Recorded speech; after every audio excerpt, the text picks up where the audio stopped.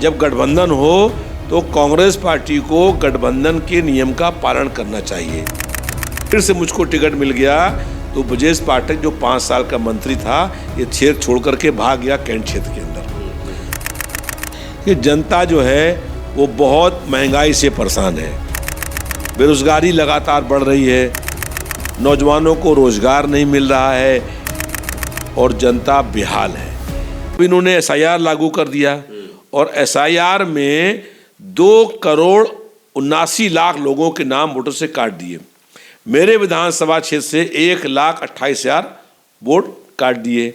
लखनऊ शहर में 12,37,000 वोट काट दिए। इन्होंने दलित, पिछड़े वर्ग के लोग, गरीब, झोपड़पट्टी रहने वाले लोग, अल्पसंख्यक, जो ऐसे मजबूर लोग हैं, रिक्शे वाले, ठेले वाले, खोमचे वाले, फुटपाथ पर सोने वाले, इन सब के नाम वोटर लिस्ट से काट दिए हैं। तो ये बेईमानी करके, वोट चोरी करके, धांधली करके, गड़बड़ी करके चुनाव जीतना चाहते हैं।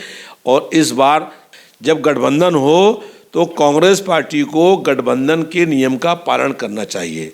2017 में मैं विधायक था, प्रदेश सरकार का मंत्री था और मेरे लिए 29 जनवरी को राहुल गांधी ने वोट मांगा और 30 जनवरी को मेरे खिलाफ गठबंधन होने के बाद आप स्वास्थ्य मंत्री के खिलाफ पिताजी खड़ा, स्वास्थ्य मंत्री थे, उस वक्त स्वास्थ्य मंत्री थे, सिटिंग विधायक थे। राहुल गांधी ने मेरे लिए वोट मांगा और एक दिन बाद जो है वो कांग्रेस पार्टी ने अपना प्रत्याशी खड़ा कर दिया, जिससे भारतीय जनता पार्टी का प्रत्याशी जीत गया। उसको जिताने के लिए खड़ा कर दिया और जो है वो ब्रजेश पाठक 5 साल यहाँ मंत्री रहा। और 2022 में जब फिर से मुझको टिकट मिल गया तो ब्रजेश पाठक जो 5 साल का मंत्री था, ये क्षेत्र छोड़ करके भाग गया कैंट क्षेत्र के अंदर। चुनाव लड़ने की भी हिम्मत नहीं हुई। पहले ब्रजेश पाठक यहीं से विधायक हुआ करते थे, फिर कैंट जाना पड़ा उनको। ये मजबूरी यही है कि आपसे डर गए ब्रजेश पाठक? निश्चित रूप से किसी बच्चे से पूछ लीजिए कि जो 5 साल का कैबिनेट का मिनिस्टर रहा हो, वो क्षेत्र छोड़ करके लखनऊ मत से लखनऊ कैंट में क्यों गया? किसी और शहर में गया होता तो कोई काम। आपके राजीव गांधी को मिला लिया, राजीव गांधी इस बार हरा देते उनको चुनाव, इसलिए राजीव गांधी की पत्नी को डिप्टी मेयर बना दिया और उनको बीजेपी में शामिल करा लिया। देखिए, वो तो जो लोग बहुत स्वार्थी होते हैं वो अपना, राजीव गांधी को अखिलेश ने टिकट दिया था, भरोसा किया था, बहुत उन पर विश्वास व्यक्त किया था, उसको चुनाव लड़ाया था और वो पार्टी में होते इस वक्त चुनाव फिर लड़ते, लेकिन उन्होंने भारी भूल करी, वहाँ चले गए।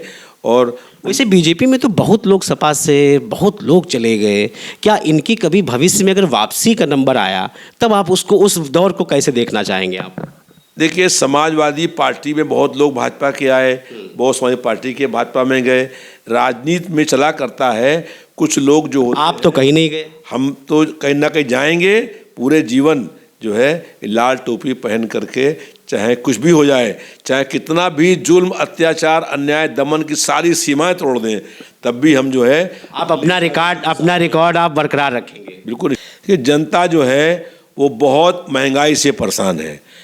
दाल, चावल, रोटी, दूध, दही, पनीर, सब पर जीएसटी लगा हुआ है।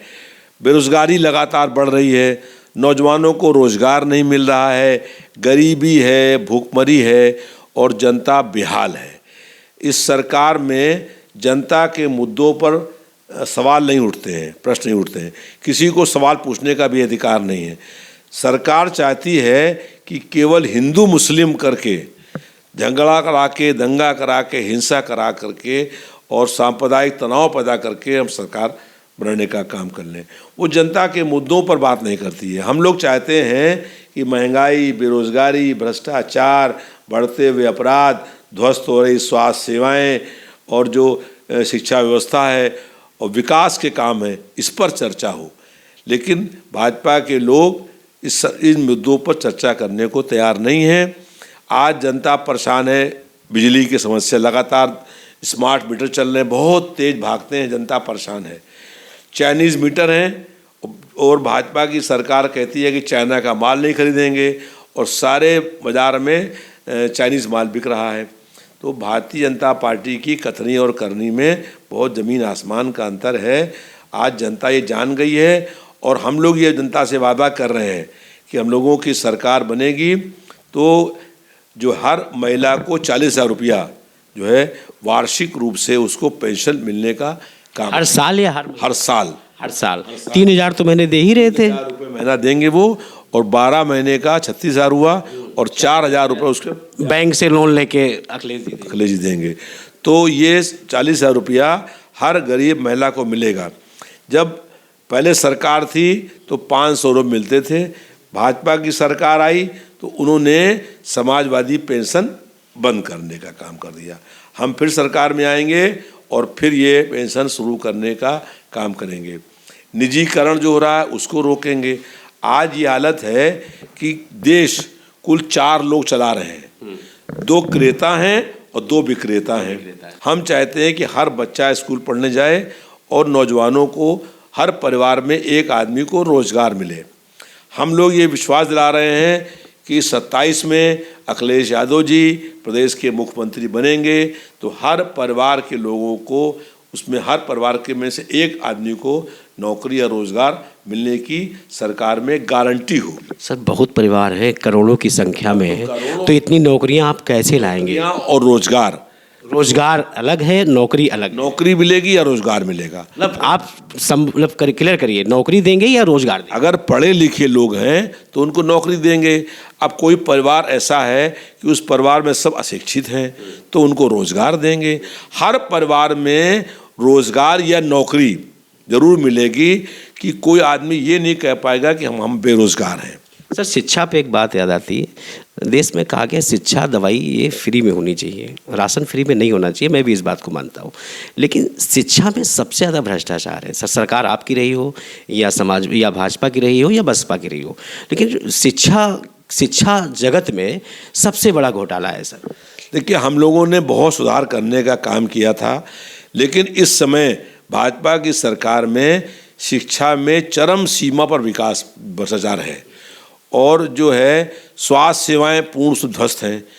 जो अस्पताल में न दवा है, न इलाज है, न जांच है। ब्रजेश पाठक मंत्री हैं, डिप्टी सीएम है वो, और स्वास्थ्य व्यवस्थाएं खुद जाके सिविल अस्पताल में लाइन में लग जाते हैं, कभी दवाई लेने पहुंच जाते हैं, तो वो तो कार्यरत हैं, दिख रहे हैं, लोगों को दिख रहे जाते हैं वो। जरा जानकारी कर लीजिए आप भी कि मीडिया को साथ लेकर के कहीं गए, फोटो खिंचा ली, वो अलग बात है।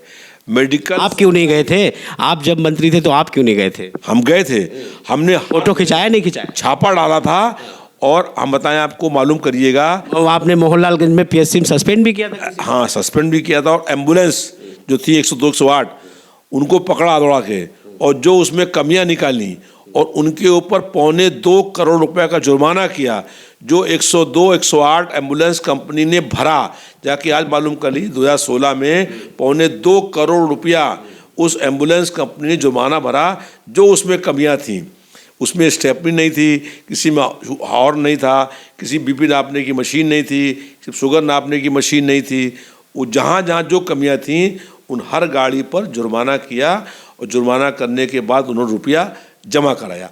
आज के हालात हैं, आप मालूम करिए, मेडिकल सप्लाई कॉरपोरेशन लिमिटेड है, वो दवाओं की खरीद फरोख्त करता है। घटिया किस्म की सस्ती दवाएं खरीदने का काम हो रहा है। और जब हमने जांच की मांग करी तो जांच हुई, और जांच में ये पाया गया कि टेंडर में बहुत भारी घपला हुआ, भ्रष्टाचार हुआ, और दवाएं खरीदने में घोटाला हुआ।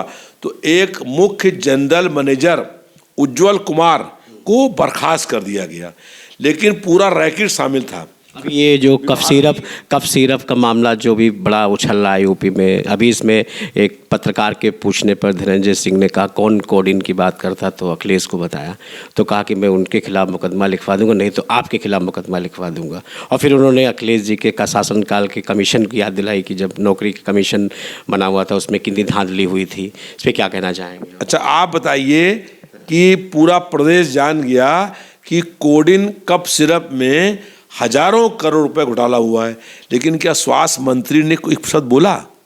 आप ब्रजेश पाठक की बात कर रहे हैं, जा रहे हैं, घूम रहे हैं, उन्होंने क्यों नहीं बोला एक शब्द भी कि ये कफ सिरप में नशीली दवाएं जो है वो मिला करके लोगों को दी जा रही थी। 700 फर्जी कंपनियां कैसे बन गई, और 700 फर्जी कंपनियां अवैध कारोबार कर रही थीं। हजारों करोड़ रुपए का जीएसटी इसमें गबन हुआ है, और नकली नशीली दवाएं जो हैं बिक रही हैं। मुख्यमंत्री ने कहा बहुत कम मौतें हुई हैं, बहुत कम मौतें बताई उन्होंने। अभी आप खोल लीजिए चैट जीपीटी, 24 मौतों के नाम आ जाएंगे जो कफ सिरप पीने से जिनकी मौतें हुई हैं। तो ये प्रदेश के स्वास्थ्य मंत्री ये समझते हैं कि जनता अशिक्षित है और उनकी याददाश्त बहुत कम है, झूठ बोलने का काम करते हैं। अगर जो मेडिकल सप्लाई कॉरपोरेशन लिमिटेड में दवाओं की खरीद फरोख्त में भ्रष्टाचार का मामला उजागर हुआ है, जिसमें मुख्य जनरल मैनेजर उज्ज्वल कुमार बर्खास्त किए गए हैं, उसकी अगर किसी न्यायाधीश से जांच करा ली जाए तो रिपोर्ट आएगी कि स्वास्थ्य मंत्री भी इसमें इन्वॉल्व है। और जो दवाएं लोगों को दी जा रही हैं, सबसे परेशान बेबस लाचार व्यक्ति अस्पताल पहुंचता है, उसको दवा चाहिए कि वो ठीक हो जाए। वो ठीक होने के लिए अस्पताल पहुंचा है और उसको दवा ख़राब मिलती है, नकली मिलती है और उसकी मौत हो जाती है। कौन दोषी है?